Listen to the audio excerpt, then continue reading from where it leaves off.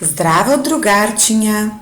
Јас сум учителка Душанка од детската градинка Фема Колаков од Неготино. И покрај тоа, што не одиме во градинка, ние ќе се дружиме, учиме и ќе играме во нашата занимална.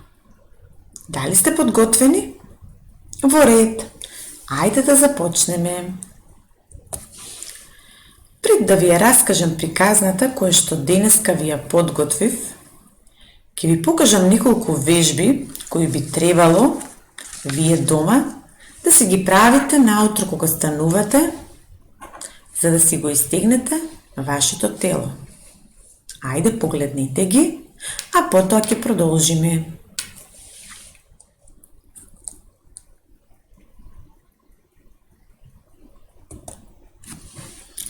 А сега ќе ви раскажам една многу интересна приказна, која што и не е обична приказна. Тоа е приказна во која што ќе се запознаеме и ќе ги научиме превозните сообраќајни средства кои што се движат на копно, во вода и во воздух. Ако сте подготвени, ајде да започнеме. Марија со нетрпение го очекуваше летниот распуст. Дојде и тој ден. Со автобус тргна по патот за Охрид. Таа другарчиња прв пат патуваше со оваа превозно средство. Во Охрид ја чекаше незината другарка со родителите. Сите заедно со автомобил се упатија кон центарот на Охрид. Марија беше многу среќна. На улиците на Охрид имаше најразлични превозни средства. Автомобили, мотори, велосипеди, камиони, противпожарни возила, трактори и што ли уште не. Застанаа покрај езерото, кој имаше преубав поглед. Колку е убаво езерото! Ајде ние сега заедно да земеме длабок воздух и да го почувствуваме мирисот на убавото Охридско езеро.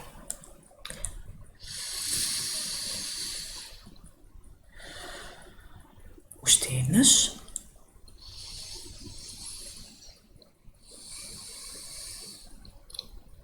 И уште еднаш.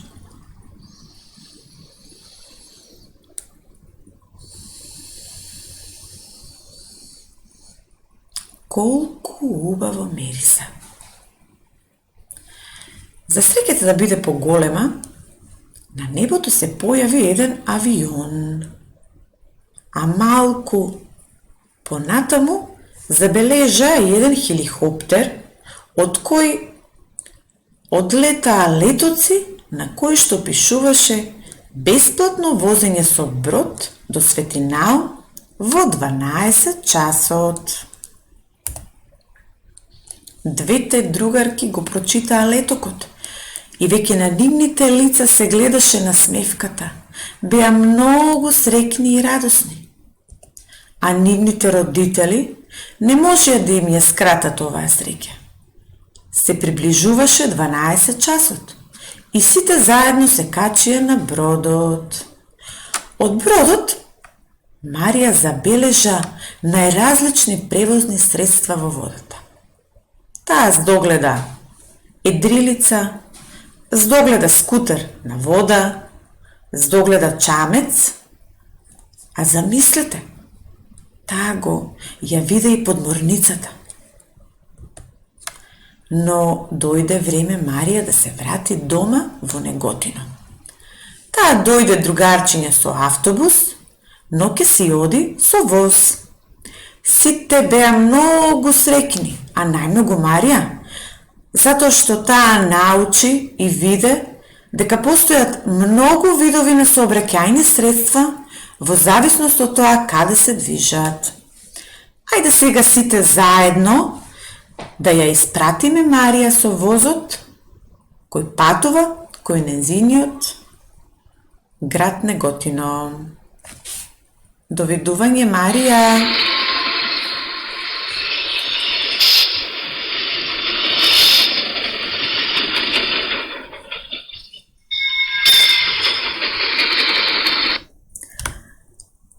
Дали ви се допадна приказната за патувањето на Марија? Мене многу ми се допадна и затоа денеска баш оваа приказна ја избрав да ви ја раскажам. А сега, другарчиња, да повториме што научивме, со што се запознавме во оваа приказна.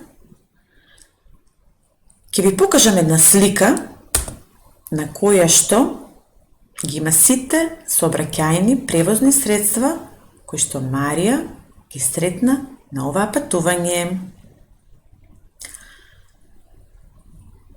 Ајде сега да размислиме заедно кои превозни средства се движеа по копно. Да, ајде заедно сега да ги кажеме. Тоа беше автобусот, автомобилот, трактор, камион и противпожарно возило. А сега да размислиме и да ги кажеме заедно превозните средства кои што Марија ги сретна додека патуваше со брод.